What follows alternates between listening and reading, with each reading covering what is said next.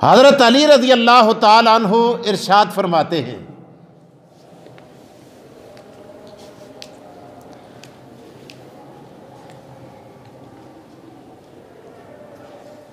सैयदना अबू बकर सिद्दीक के बारे में आप जुमलों को देखें और मुलाजा करें। फरमाते हैं वल्लाहि, कसम खा कर कहते हैं हजरत अली, वल्लाहि मा वुलिदा मौलूदुन फिल इस्लाम मिन अबी बकर सिद्दीक। फरमाते हैं खुदा की कसम, इस्लाम के अंदर किसी मां ने अंबिया के बाद सिद्दीक अकबर से ज्यादा अजमत वाला बच्चा जना ही नहीं है। वल्लाहि मा वुलिदा फिल इस्लाम बादल अंबिया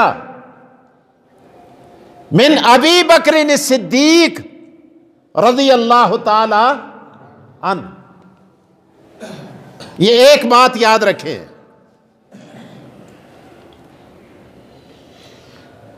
ये सिद्दीक अकबर के बारे में कहने वाले कौन हैं? अली उल मुर्तज़ा शेर खुदा रज़ी अल्लाह ताला अन्हु। अगर इबारत याद ना हो तो तर्जुमा आपके जहन में आ गया होगा। दूसरी इबारत कंजुल उम्माल की,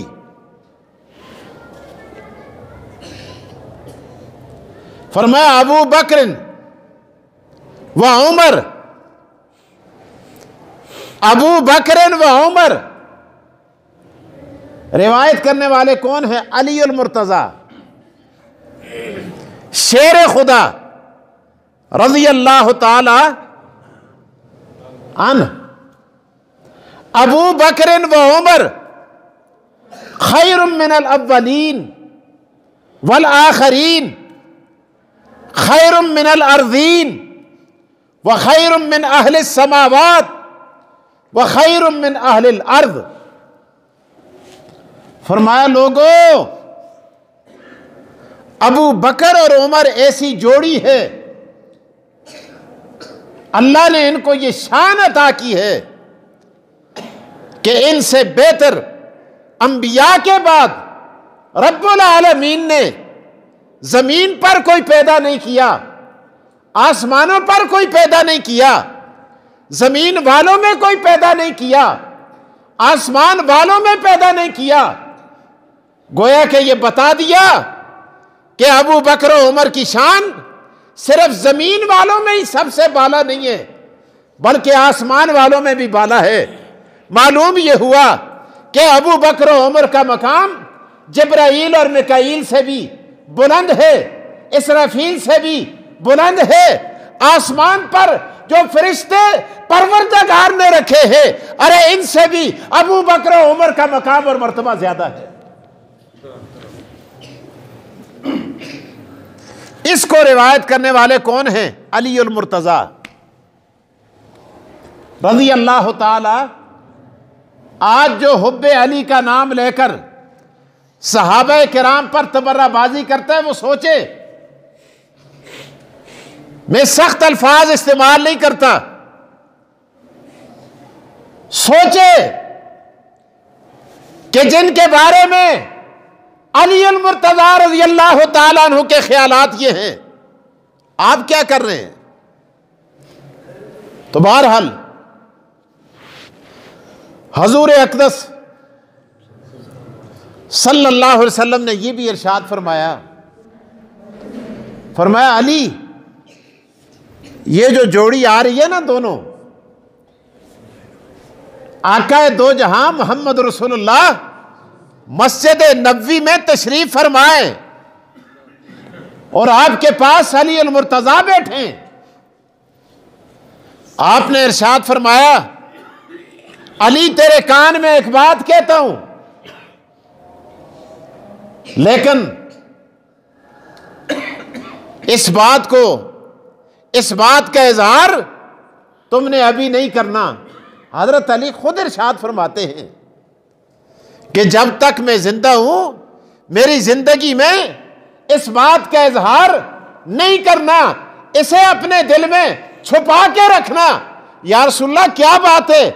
हजूर अलैहिस्सलाम ने फरमाया ये जो दोनों आ रहे हैं सैयदा कुहूल अहलिल जन्ना, और फरमाया अबू बकर व उमर सैयदा कुहूल अहलिल जन्ना। फरमाया जिस तरह हसन और हुसैन जन्नत के जवानों के सरदार है, इसी तरह अबू बकर और उमर जन्नत के बूढ़ों के सरदार हैं। ये भी हदीस के अंदर मौजूद है। आज सैयदा शबाब अहलिल जन्ना का नाम सभी लेते, हम भी कहते, लेकिन आका दो जहां मोहम्मद रसूलुल्लाह सल्लल्लाहु अलैहि वसल्लम ने यह भी इरशाद फरमाया, और रिवायत करने वाले कौन है? अली अल मुर्तजा शेर खुदा रज़ी अल्लाह तआला अन्हु के आका फरमाते हैं अबू बकरिन व उमरिन सैयदा कुहूल अहलिल जन्ना। अबू बकर उमर जन्नत के बूढ़ों के सरदार होंगे।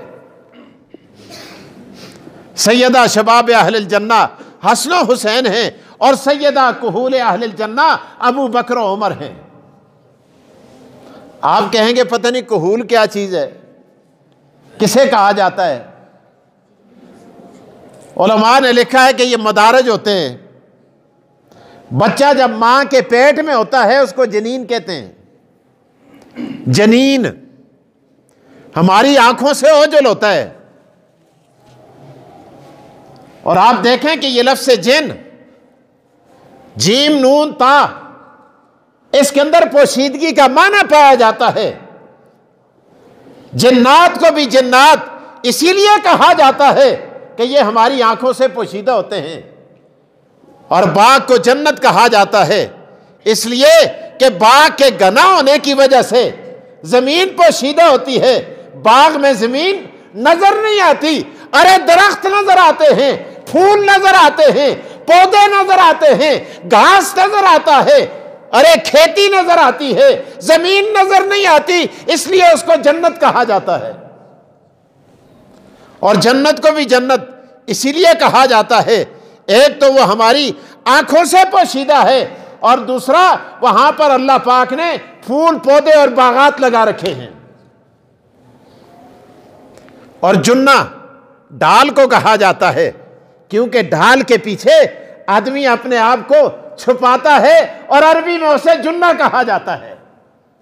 और जनीन उस बच्चे को कहा जाता है जो मां के पेट में होता है। मां के पेट में हो उसे जनीन कहते हैं, जब गोद में आता है उसे मौलूद कहते हैं।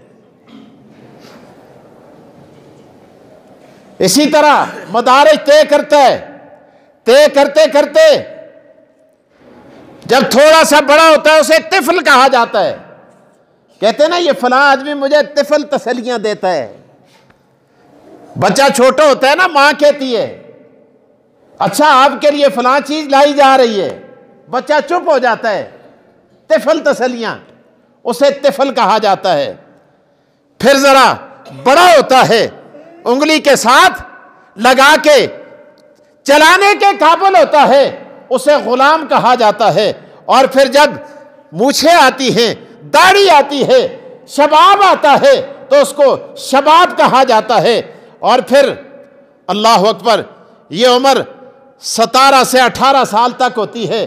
फिर जब 20 साल से 30 साल के दरमियान का अरसा होता है उसे कहूल कहा जाता है। फिर 50 साल से इबाव होता है, उसे शेख कहा जाता है। फिर जब 60 साल से आगे चला जाता है उसे शेख फानी कहा जाता है। तो हुजूर अक़दस सल्लल्लाहु अलैहि वालिहि वसल्लम ने इरशाद फरमाया, ओ लोगो, अल हसन वल हुसैन सैयदा शबाब अहलिल जन्ना। ओ हसन हुसैन जन्नत के 17, 18, 19 साल के जवानों के सरदार होंगे और अबू बकर उमर जन्नत में 25 साल से 30 साल, 30 साल से 40 साल के लोगों के सरदार होंगे। अल्लाह पाक ने जिस तरह इनको इनका सरदार बनाया है, इसी तरह अबू बकर उमर को पक्की उम्र वालों का सरदार बनाया है।